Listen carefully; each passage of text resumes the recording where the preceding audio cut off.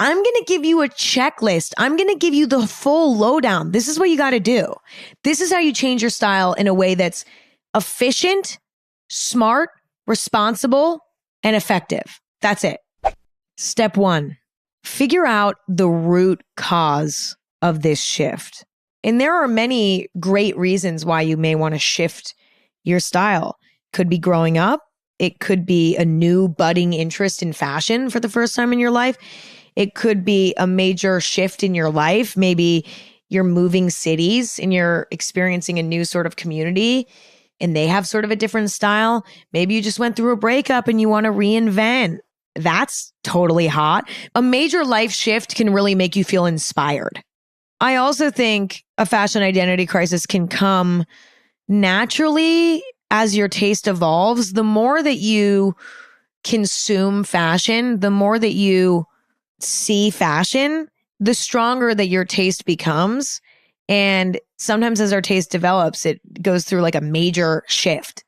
So there are many valid reasons why you may want to change up your style. There are also some potentially iffy reasons to change your style. Now, hear me out, because you can do whatever the fuck you want, and you know that already.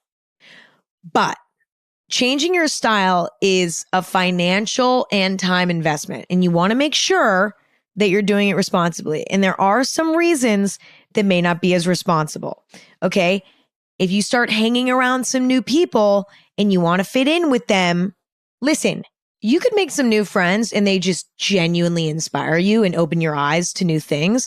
In that case, it's not necessarily irresponsible. But if you want to change your style just to fit in with this friend group, that you might regret down the line. You know, that might not stand the test of time. That might be slightly irresponsible. Okay, another invalid reason, something goes viral online and suddenly you're like, well, I need to participate in that. Let me tell you, viral trends are not always bad. They're not always irresponsible to follow, because something being trendy and viral doesn't necessarily speak to its quality. I compare it to pop music, right? A lot of people say pop music is trash. Like all pop music is trash because it's popular and it's easy to digest and it's not super complicated. But there's a lot of pop music that's really fucking good and deep and thoughtful and profound. It exists. Just because something's popular doesn't mean it's of low quality. The same thing goes for viral trends. Sometimes something going viral can just expose you to it for the first time and you like it genuinely to your core and you're not just blinded by the virality of it in a way.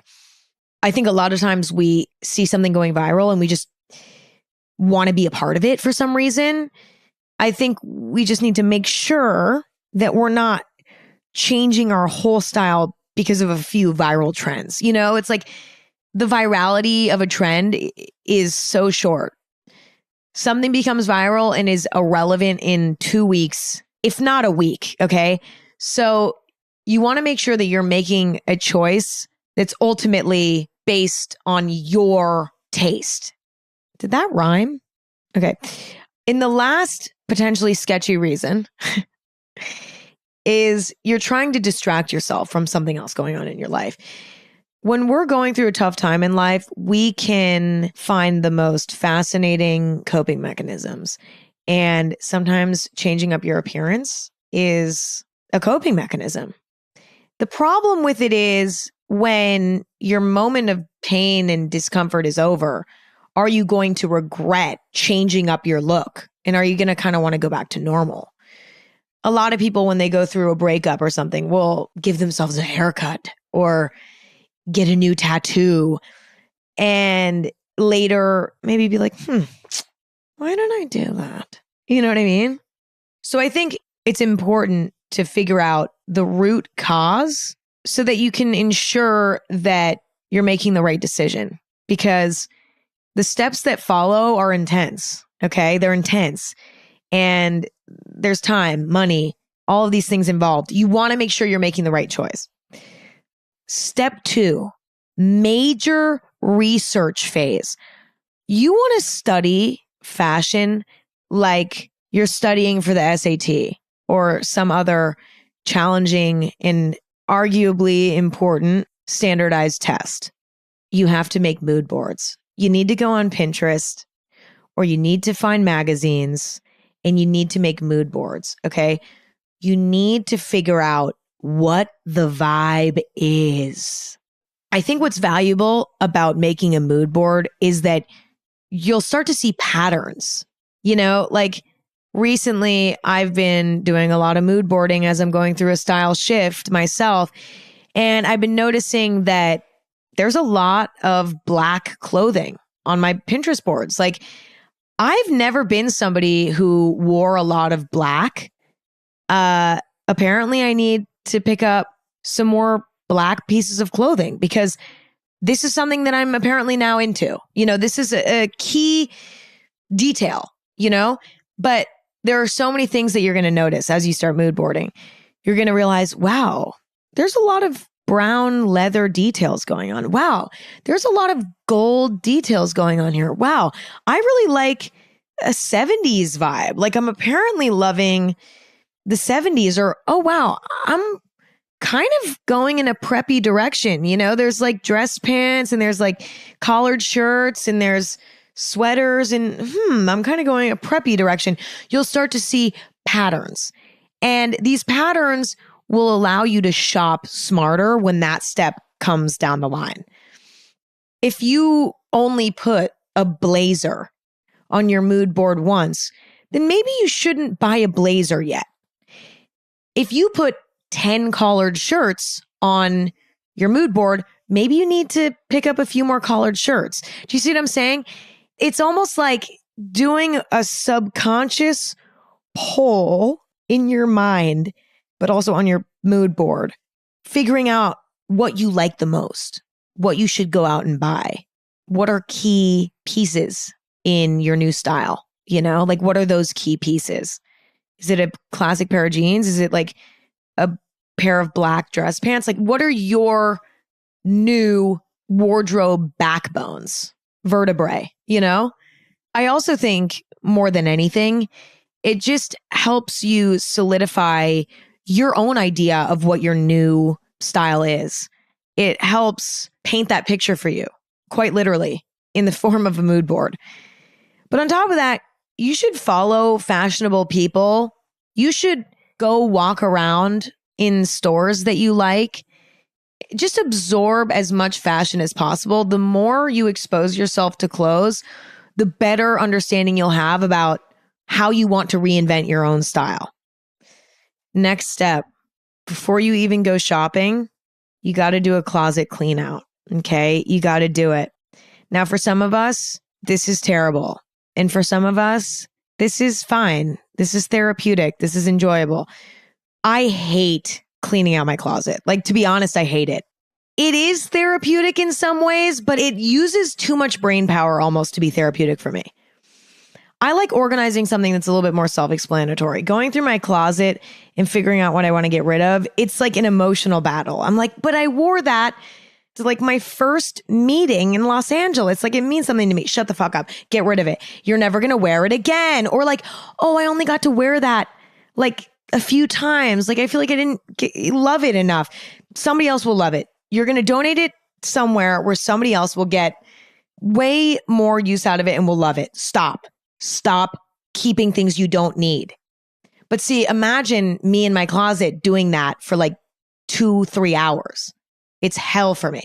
So I hate it, but it's a crucial part of this journey because number one, you need to make space for the new stuff. That's obvious. But number two, I think a big part of changing your style is fully immersing yourself in that experience. There's something so incredible about going to a closet with only pieces that you adore. I would rather walk into a closet with one shirt, one pair of pants, and one jacket that I am obsessed with than walk into a closet with 50 shirts, 50 pants, 50 jackets that I'm not that into. You know, it's absolutely quality over quantity when it comes to what's in your closet. 1000%. You don't need to have a closet packed full of new clothes to change your style. You could literally buy a few new things and then keep a few old things that still fit your new vibe and have a full new wardrobe. You don't need a full closet. You don't need that. You just want to have only things that you are really, truly going to wear consistently. The truth is, when you go in and do your closet clean out, you're going to find things that will easily transfer over to your new style, especially basics. It's a button up. It's a white tank top. It's a white t-shirt. It's a black t-shirt. It's a black pair of pants. Simple. It's your favorite pair of jeans. Like, there are a lot of things that are going to seamlessly carry over, but there are definitely going to be a lot of things, especially more trend heavy things that are going to go. Okay.